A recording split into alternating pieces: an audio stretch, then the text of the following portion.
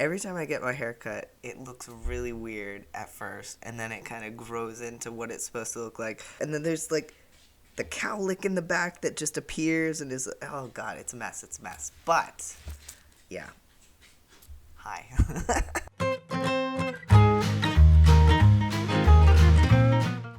Okay, so hello. Today we are going to be doing another SKAM reaction video, because this is what was voted on over on Patreon. So today we're going to be looking at SKAM Season 3, Episode 3, lots of threes, noisy cats in the background.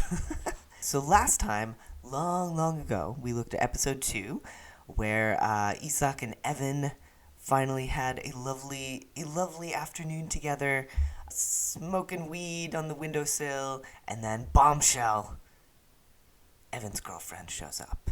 Dun dun dun. So that's where we left off with Isak and Evan. Isak being very sad as Darla is running around. Darla, why do you have the zoomies now? Okay, my headphones are tangled. This is fine. Hair is weird, headphones are tangled. Darla's running around like a crazy cat. It's fine. Det var bare at vi skal få stå fra, så lurte på om dere vil være med. Oh yeah, and Isak did a really dumb thing last night. I forgot. Isak did a really dumb thing last time and lied in a way that could be easily verified. So, yeah, so basically Emma invited Isak and his pals to come to her party. And instead of Isak just saying, oh, hey, you guys go on without me, I can't come, I'm sick or something, or I'm busy or something, he instead told Emma and the gang that the guys couldn't come, and told the guys that Emma canceled the party. And of course, immediately was found out because, of course. Okay, so we start with Isak looking at text messages from Emma. So Emma is saying, oh, we talked to your friends. We know you didn't have other plans. If you're not interested, that's okay. But don't give me false hope by saying you're coming to the pre-party when you aren't. That's really shitty. And fair enough. This is fair enough from Emma's point of view. A little while later, hello? Is it so hard to answer? And then, sorry that I called you an asshole. It's possible you have a good reason, but can you answer? And then, asshole! So I do like the kind of mood of Emma's text messages. I think her first message was good. She called him out. She's like, look, don't mess with me. Just tell me if you're not interested, and that's fine. You don't have to lie about it. And then after that, she's like, you asshole. And then she pulls it back. She's like, no, you know what? Maybe you have a good reason, but could you please answer? And then asshole. So, okay, we have Lorda 1330. Isak sitting in the only appropriate way to sit on a bench while basketball goes on furiously around him. And is he messaging? Oh, he starts messaging Emma. So he was actually going to message her, so that's good. But then the guys come along and say, hey, traitor. Yeah, and in this scene we have Madi, who doesn't know Isak very well, just being kind of pissed off, which, again, is fair. But Jonas, proving yet again that he is best boy, comes into this not angry but concerned. He wants to know what's going on. He knows that something has to be going on with Isak for him to do such a thing, and he wants to know what it is. So with Jonas's help, the guys are cool, even though what Isak did was pretty shitty. Okay, and here we are, Mondag 3:03 a.m. We have Isak's mom sending him Bible passages at 3 o'clock in the morning. So looking at a picture of Emma, and presumably trying to, I feel like Isak at this moment, he's looking at this picture of Emma, he's like, she's very attractive. This is an attractive girl. She's nice, except when she's calling me an asshole. Why can't I just fall for this girl? So then we go to the gay test, which a fiercely fabulous test of your heterosexuality. And let's see what else it says. I can't read the first word, but it says cupcake. So you just finished sipping your mocha decaf bullshit whatever. The only thing more uncomfortable than your bikini briefs is the cut on your chest from shaving this morning. Surely you're looking at the hot barista at the register, but you're stealing glances at the fabulous ass standing in line too. So what if it's at the top of a pair of hairy legs? The gay test will decide once and for all whether you'd rather fish for largemouth bass or lance bass. Yeah, clearly this test is not meant to be a scientific conclusion of whether or not you are gay. But, you know, this is what you do at 3 o'clock in the morning when you're a boy in love with another boy and your mom is sending you Bible verses. Long pause here. He's thinking about the Moulin Rouge, but he goes for Woodstock. Yes, you kind of get the impression that Isak is stacking the results a little bit in favor of not being gay, which makes sense because he was staring at Emma's picture before this, trying to will himself into being heterosexual. So he takes a gay test to kind of confirm to himself, and then the results, you are 20% gay. You're definitely not gay, but you could be a little straighter if you know what I mean, darling. So yeah, okay. So 3 o'clock in the morning, Isak staring at the ceiling, thinking thoughts, gets a Bible verse from his mom, immediately goes to immediately goes to Facebook to stare at Emma's picture, and then takes the gay test and seems to stack the results in favor of heterosexuality. How to get turned on by girls if you are gay. Interesting progression here. So Isak takes the gay test. It tells him he is not gay. So he immediately goes to search for how to get turned on by girls if you are gay. So yeah, do not do this. How to know if you're gay with pictures, WikiHow. Okay, so he's on empty closets, and we have, can a gay person, even if he doesn't enjoy it, if put in the position where he had to have sex with a woman, still be turned on by it? So Isak's scrolling through and finally finds something that he thinks is helpful, which is, I get drunk and try to focus on what is attractive about the girl. Works for me. Okay, so Isak's like, get drunk, I see. And we've talked before about, like, how great it is that this show can have, like, whole sections where there's not a word of dialogue being spoken. Like, there's no explanation here. Isak is not narrating, like, and that evening I got a message from my mother about a Bible verse, and then I looked at a picture of Emma, and then I took a gay test. Like, there's no explanation. We're just left to kind of figure it out based on what's happening and what he's doing, just in silence, which is really effective. So we move on to the next scene, Mandag, 11:53. Okay. So I'm pretty sure we talked about this previously, but for those who are unaware, the locker is a is a symbol for sure of Isak's struggling with his sexuality and being in the closet. So the locker interior at this point is messy and very difficult to close. Oh my god. That hurts me. That hurts me that he has done that to that notebook. So we're cramming it in. It doesn't want to close. It doesn't want to stay in its closet, but we're still trying to cram it in there. Hi. Kan hold disse. Okay, and here's Vilda. Yeah, so as a reminder, in the previous episode, Isak had volunteered to host a Cosa Gruppa party, thinking that Evan would come because Evan is part of the Cosa Gruppa. And now, of course, that he's on the heterosexual train, he's like, no, I do not want to host the Cosa Gruppa party. Nei, jeg skal ikke ha noe for. Ta det ansvaret. Du hoster på fredag klokka 6. I do like that Vilda lays down the law with Isak here. He realizes he's stuck hosting the Cosa Gruppa party, and probably Evan will come, presumably with his girlfriend. So the next stage of the Make Isak Not Gay campaign begins when he sights Emma down the hallway. Fordi det en jævlig søt jente I første klasse, og jeg klarte å gjøre henne ganske mad, ass. So Isak is very good at laying on the charm when he has to. Faen, det 2 jenter som synes jeg dust, både hun søte, altså deg da. And even while he's apologizing to her, he can't help negging her. Like, he can't help being just an ass to her. Okay, I love the scene. Now, I have to wonder why why these guys were allowed to sit on the sidelines and watch the dance rehearsal.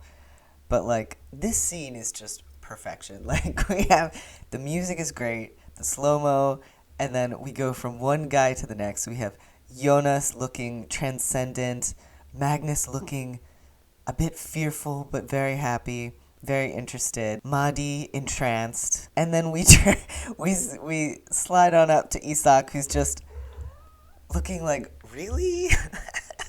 Really? Am I supposed to be interested in this? Like, he just doesn't get it, which is great. Another, just not a word spoken, but we know exactly what's going on here. And it's kind of interesting also that we have, so Isak kind of staring at these beautiful girls, trying to, like, figure out heterosexual attraction like it's a math problem or something. And who walks in front of the beautiful girls but a seemingly gay man in black tights. Wow. So gay. Huh? Jonas, being best boy yet again, does not let Isak get away with this homophobic bullshit. Du bare påpeker at han gay, liksom. Dritfet observasjon, Isak. Hva faen du chatter om? Hva? Du glemte den på fredag. Den din?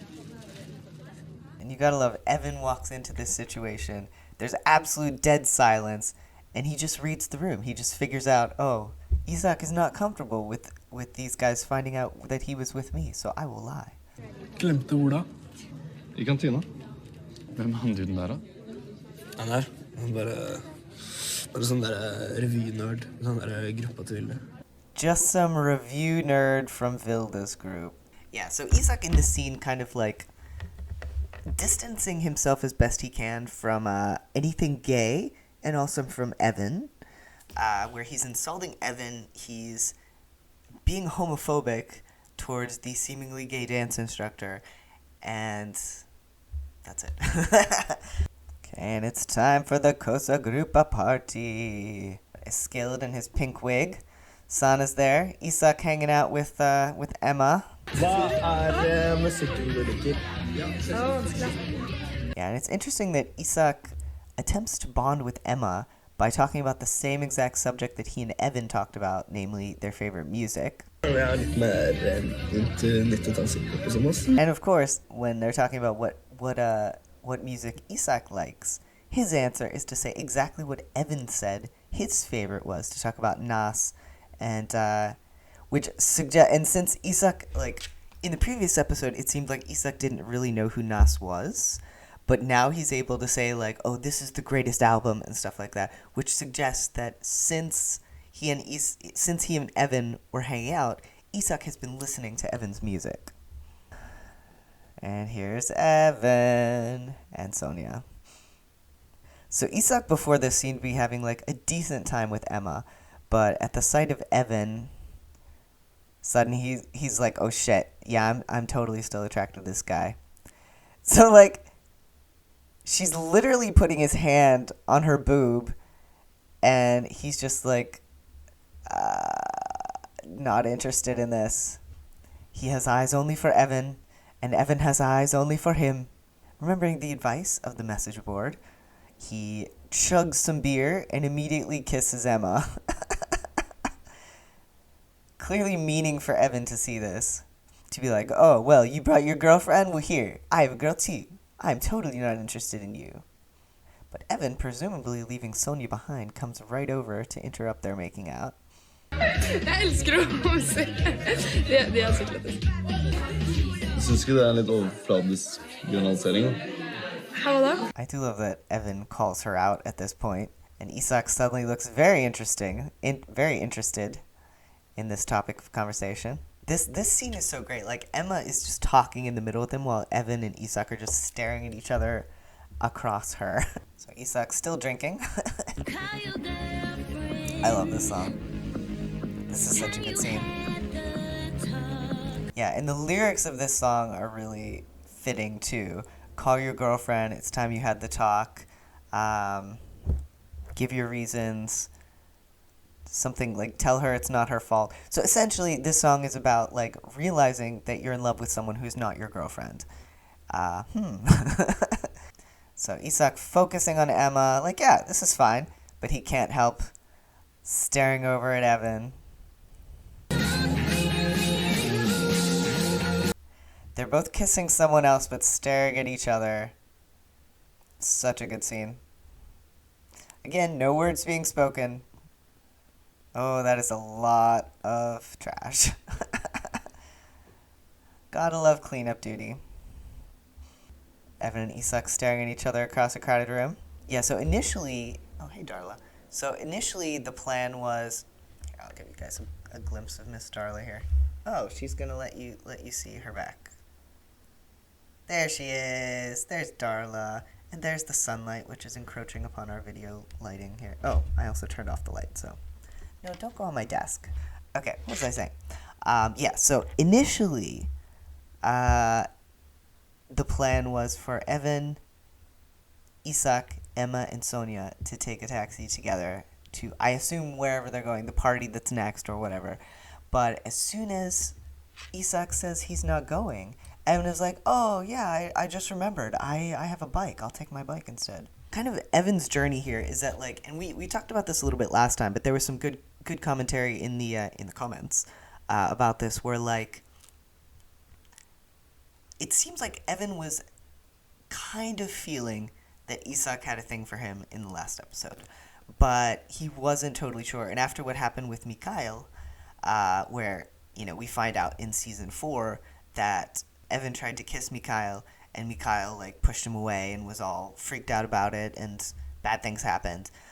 So now, coming into a situation where here's someone that Evan thinks is interested in him, but he's not sure, so he brings Sonia in, maybe as sort of a way to gauge Isak's reaction. And then observing Isak during this party, and particularly...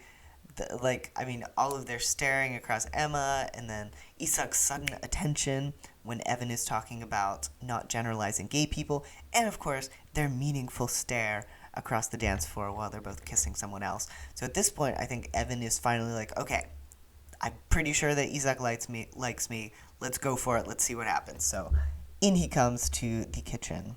God stemning med hun Emma, eller? Hun på, hun. Yeah, I think Evan is still kind of like, you know, fishing around for some info here as well, kind of testing the waters, like, oh, what do you think about Emma? And then spinning this absolute bullshit story about Sonia's fake leg. For hvis jeg dumper Sonja, så tror hun at jeg gjør det på grunn av at hun har aluminiumsben. And kind of like how he tried to get Isak's attention in the first episode by just taking all the paper towels. Here, he's trying to get Isak's attention by telling an absolutely insane story. And the story did exactly what he wanted, because before this, Isak was kind of like, you know, being very guarded and not really engaging in the conversation. But as soon as he hears about the aluminum leg, he's like, what? And he's in. He's leaning closer. He's paying attention. Nei, det går ikke, for det en jævla usære ting å kødde med. Jeg kan kødde med noen pikk. This is the second time that they've had a conversation where second time they've had a conversation where Evan has made a joke about male genitalia. So Evan reading the vibes, and we know from, like, the scene in the dance studio that or the dance classroom that Evan is pretty good at picking up on signals. And here you can see him kind of looking at Isak and kind of taking stock of the situation and being like, yeah, he's into it. It's interesting to see, like, a lot of the time in the beginning of their relationship, Isak, when faced with Evan, spends a lot of time looking down, like, suddenly very shy. Whereas when he's with Emma, who he has no interest in, he's the opposite. He's, like, cocky and charming and all that. But when it comes to Evan, who he really likes, he's suddenly, like, very unsure of himself.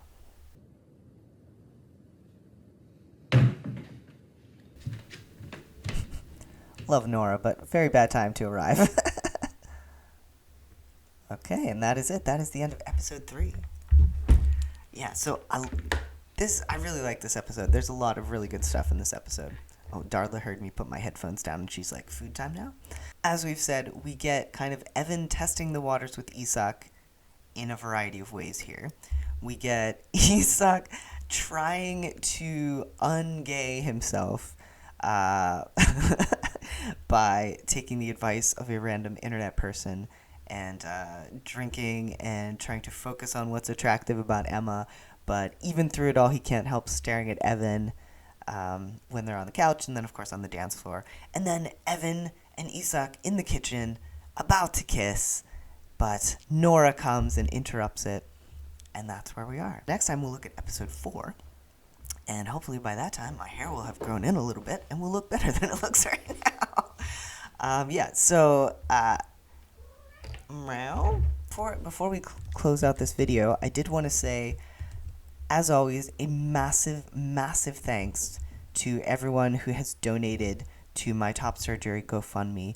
We are now at $6,035, which the goal is $8,300, and we have until April, so I'm hoping that it will work out. So massive thanks to everyone who has donated to the top surgery fundraiser.